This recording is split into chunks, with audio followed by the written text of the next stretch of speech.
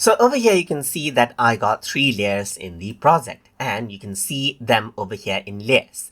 If you don't see the layers panel right here, you can simply go around over here onto Windows, then you can go around over here onto General, and then enable or disable layer from here. So let's just go around and click on the layer, and you can see that we have this right here. So now around over here, you can actually go ahead and click and drag and rearrange out the layers as you want, but you can go around over here, let's say for example on the top, and then double click right here just like this and name it whatever you want. So I'm just going to say blue right here, and now this layer name has been turned blue. So now around over here, you can go ahead and type in green, and I'm going to go ahead and type in yellow right here just like this as well.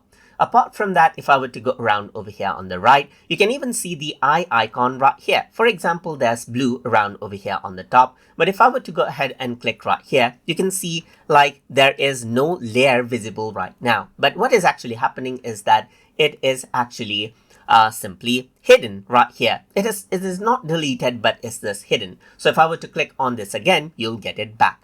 Apart from that, you can also go ahead and lock out a particular layer so that you don't accidentally select and move it.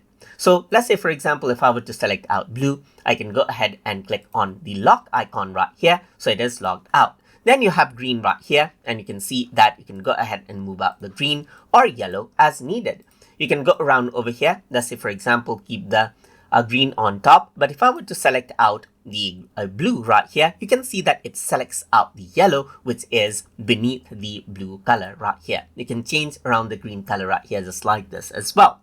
So that is how you can go ahead and name out, hide, and lock out layers as you want. And you can even go ahead and unlock it by clicking on the lock icon again, and this is what you have right here.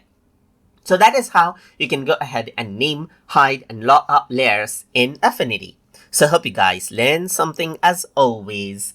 And as always, please like, comment, share, and subscribe.